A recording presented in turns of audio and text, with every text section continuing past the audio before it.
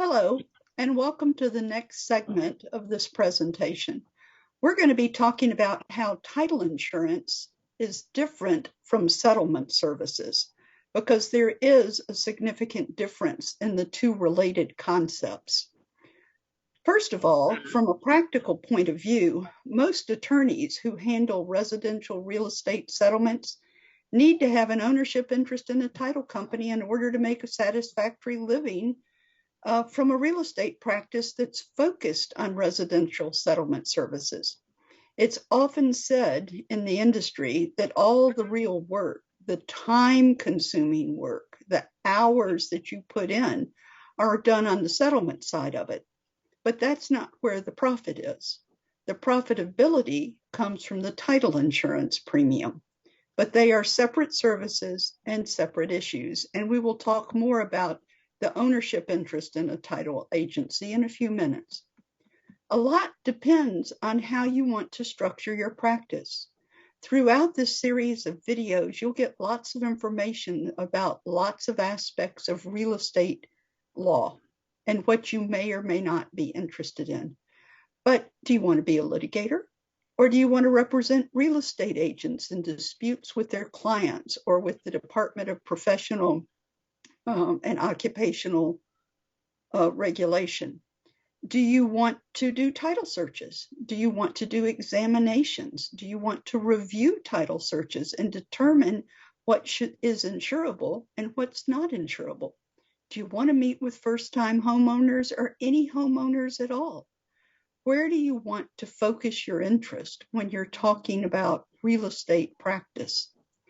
Well, let's look at some of the contract aspects of a real estate transaction. Long ago and far away, as it is said, back in the 50s or 60s, attorneys quit writing real estate contracts and residential transactions in Virginia. I moved here in 1976, and it's never been the practice for attorneys to write the real estate contracts and residential transactions. The real estate agents have taken over that aspect of it. If you are really lucky as a residential real estate attorney, you might have a client or clients that will come to you and have a copy of their contract for you to review before they sign it. But that doesn't always happen. Quick anecdote, my youngest son called me in a panic one day. Mom, you're not going to believe this. I can't believe I did this. I signed a contract to buy a house without you reading it first. If there's one thing that I ever drummed into my children's heads is you don't sign any contract without your mother looking at it first. This is what I do. It was okay. It was fine. Most people sign residential contracts that are cookie cutter contracts and everything works out beautifully. The commercial side of things is a totally different world. In the commercial world, contracts are heavily negotiated and a lot of time is spent in the drafting phase. And once a contract is actually signed, then you have your due diligence phase or feasibility study phase, where people as purchasers can do the reports that they need to have done to make sure that they're going to be able to use the property the way they think they're going to be able to use it, or they want to be able to use it. In commercial transactions, there are lots of attorneys involved. There are attorneys for the buyer, attorneys for the seller, attorneys for the lender, and sometimes attorneys for the title insurance underwriter that get involved in whether or not this transaction is going to end up going forward. Kevin, I think we're over to you. Okay, great. Thank you, Kay. So we're talking about the difference between title insurance and settlement services. One fundamental difference is this: there can be more than one title agent for a transaction. For example, the title agent who signs the title commitment might be different than the one who signs the final title policy. In contrast, there can be only one settlement agent per transaction. And this is evident from the federal statute, RESPA, Real Estate Settlement Procedures Act, as well as the state statute, RESA, Real Estate Settlement Agents, both of which only refer to one settlement agent, singular. And recently, at least as it concerns lay settlement agents, the Bureau of Insurance, which regulates lay settlement agents, has confirmed in an administrative letter that there can be only one settlement agent per transaction.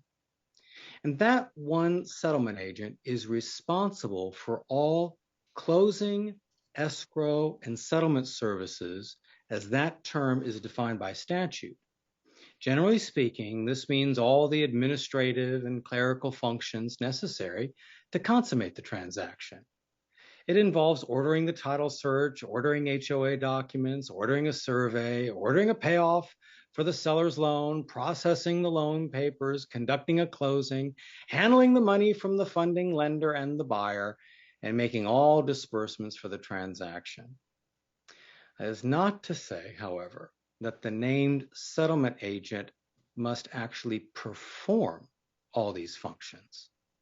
But it does mean that the named settlement agent is ultimately liable for all these functions. So, for example, if a settlement agent didn't want to travel to Timbuktu to meet with the seller and have the seller sign the settlement papers, the settlement agent could hire a notary to perform this closing service. But if that notary makes a mistake or commits fraud, resulting in financial loss to either the buyer or the seller, the settlement agent is liable. By statute, the purchaser of the transaction has the unilateral right to choose the settlement agent. And this right is reflected in most real estate contracts. And again, this right is found in RESA, the state statute I referred to earlier. Now, everything I've said so far about one settlement agent chosen by the purchaser comes from that state statute. But it's important here to now distinguish between residential transactions versus commercial transactions. RESA only applies to residential transactions involving 1 to 4 dwelling units. All other transactions are considered commercial and are not controlled by this statute. So for these transactions, commercial transactions, there can be more than one settlement agent. One to handle the purchaser's side of the transaction, one to handle the seller's side of the transaction. And who that settlement agent is can be the subject of negotiation between the buyer and the seller. And in talking about settlement agents, it's probably helpful at this point to make a distinction between attorney settlement agents and lay settlement agents. And again, we're going to go right back to RESA here. RESA made sweeping changes for the benefit of non-attorneys. For the first time, non-attorney individuals and companies were authorized to conduct residential and commercial real estate transactions. For non-attorneys, RESA applies to both residential and commercial transactions. In other words, a non-attorney must be registered as a settlement agent to conduct either residential or commercial transactions. Attorneys are treated differently by RESA. Attorneys only need a RESA registration to conduct residential transactions. No RESA registration is required for an attorney to conduct a commercial transaction. And this distinction between attorney settlement agents and lay settlement agents is also expressed in the registration process and the enforcement of RESA. For attorneys, a RESA registration is handled by the Virginia State Bar, which oversees the conduct of attorneys. But for non-attorneys, a RESA registration is handled by the Bureau of Insurance, who oversees the conduct of lay settlement agents. And after that, I'm going to hand it back to you, Kay. Thanks, Kevin. Well, the other thing that we see in commercial transactions is that the money's handled a little bit differently. Not in the sense that everybody has to account for every penny or in the sense that handling the funds, you have to always remember this is other people's money. It's not yours. You have to be exceedingly careful.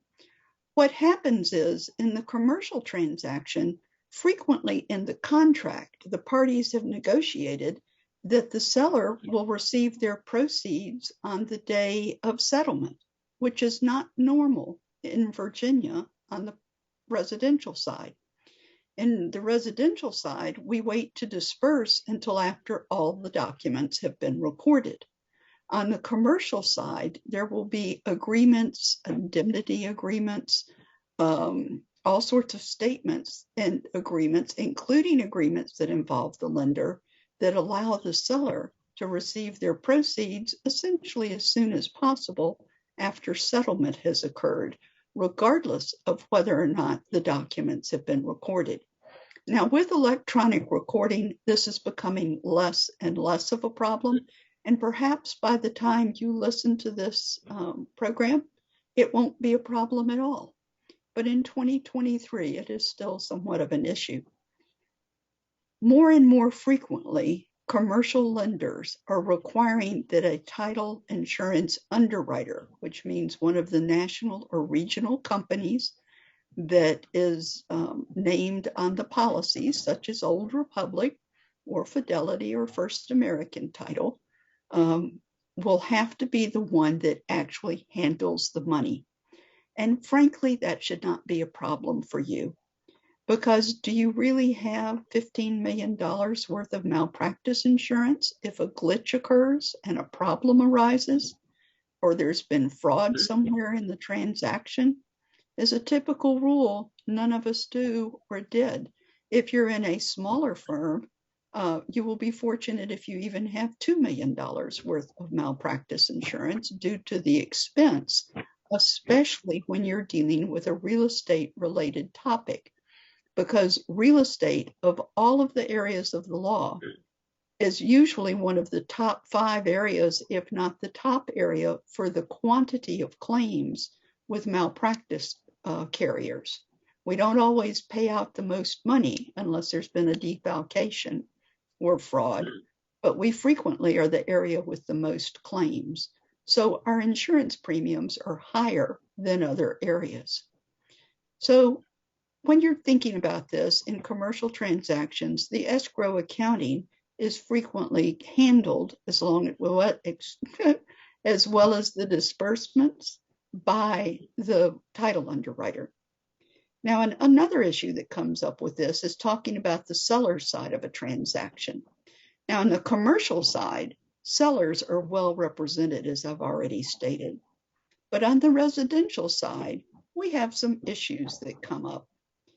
The seller is basically the forgotten person in this residential transactions. Let me repeat this because it's very seldom as an attorney I can say always or never, but this is one of those times. Always, the federal legislation focuses on the purchaser side of the transaction when it's backed or has a federally insured mortgage involved. None of the federal laws apply to anything but 1 to 4 family residential properties when there is a mortgage that's involved. In Virginia, we use a deed of trust instead of a mortgage, but the words are used essentially interchangeably. The borrowers are protected under federal law, not the sellers, not the purchasers, the borrowers. Our state laws are a bit broader. Representation in Virginia of a seller can only be handled by an attorney, a Virginia licensed attorney. A deed can be prepared by a Virginia licensed attorney and must be, or by the seller himself if he's an individual. This is a hot button topic, like I said, in 2023 to determine what a non-attorney can do on behalf of a seller. The scope is somewhat limited at this point in time, but hopefully this is going to be resolved within the next year or two. So the next question is, should you have an ownership interest in a title insurance agency? And I love this because the answer is the lawyer's favorite response. It depends. You have to have more information to know whether or not it's a good idea to have an ownership interest. I have an attorney friend that I've met through the Virginia Bar Association's real property section that primarily represents lenders. He goes, no way in the world would I ever have an ownership interest in a title company. There's too much problem with conflict of interest, which I will get into a little bit more in just a moment. Other types of situations in commercial transactions, particularly when you have larger law firms, they don't have ownership interest in title companies. They have ample income from representing their commercial clients with their billings format or schedule.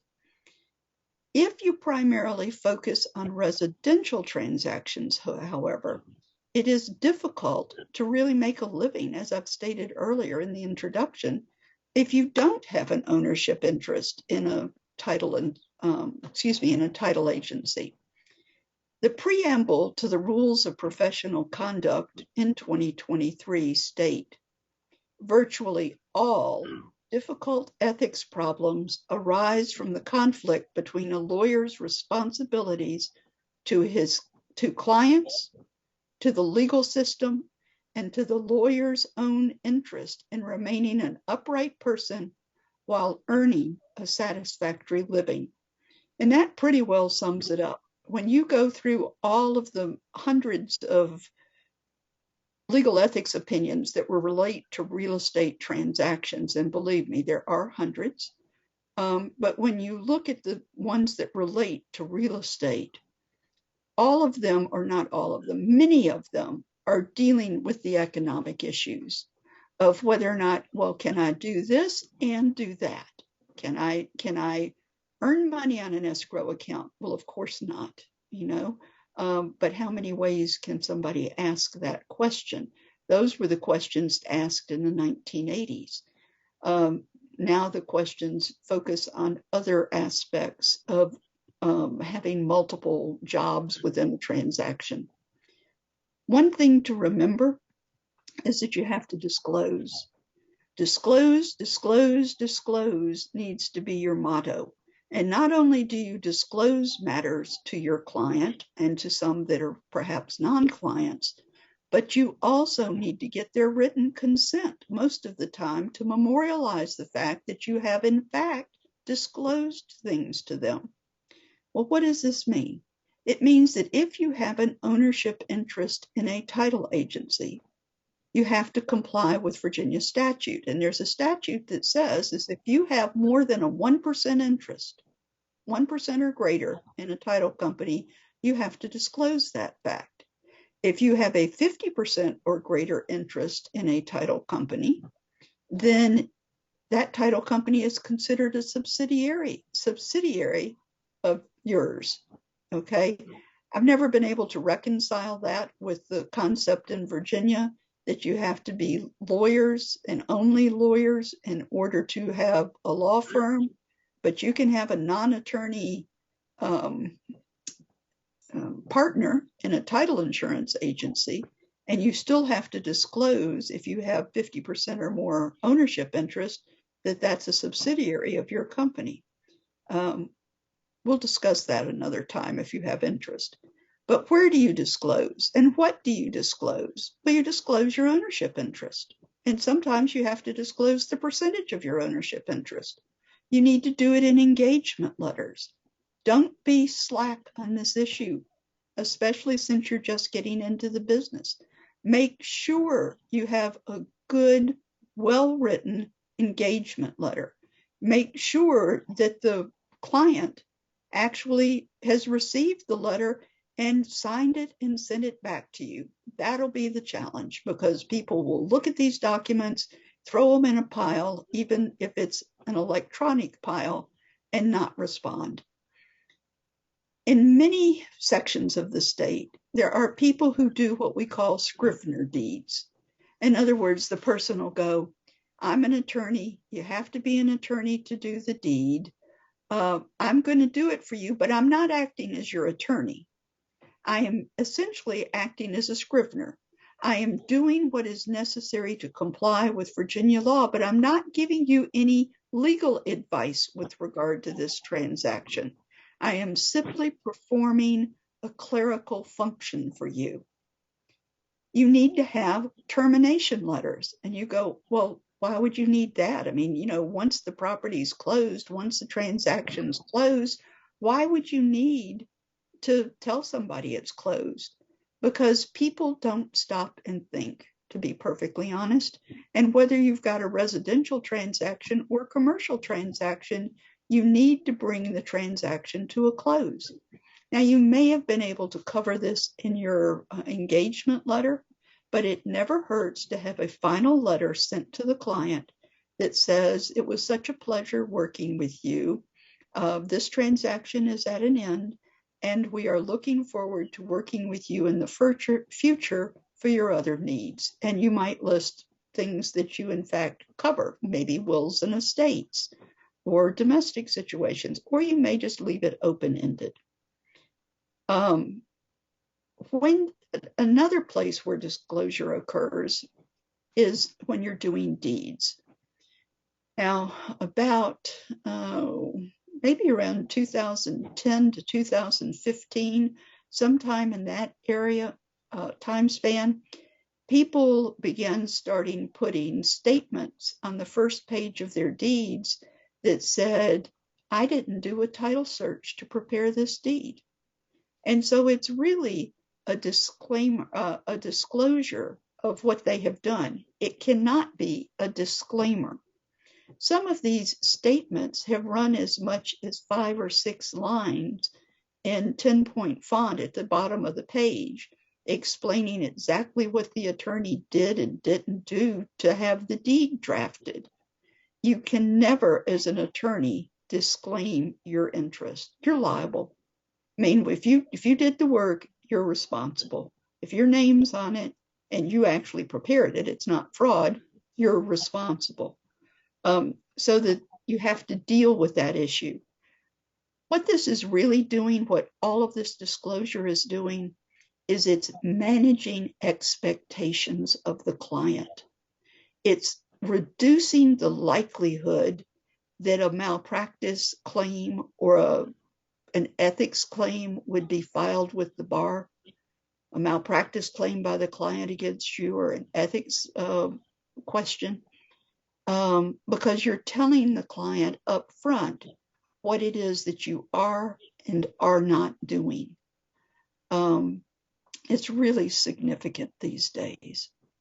So the next question, which is really the huge question when we're dealing with this concept of settlements and title insurance, is who do you represent as an attorney?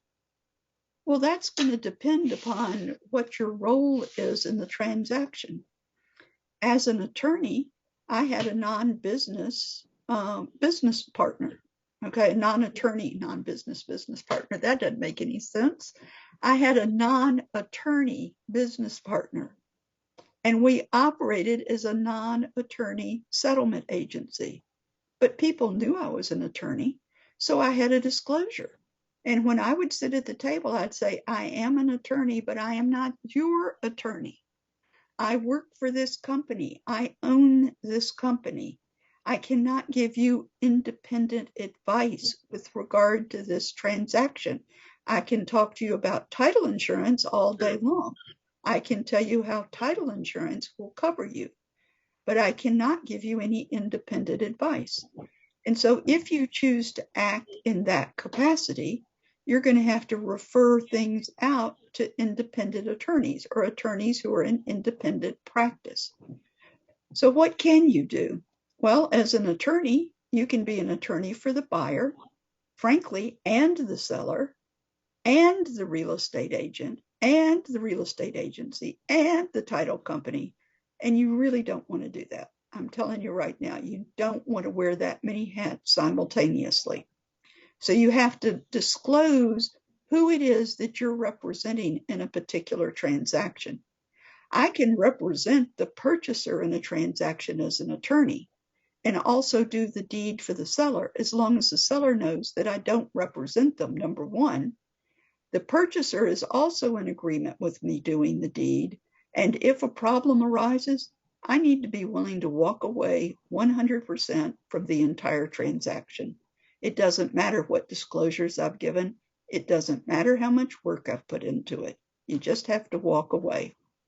You can also be a person that does title searches because, as we've talked about in another segment, title examination is one of the things that attorneys can do and still do in certain parts of the state.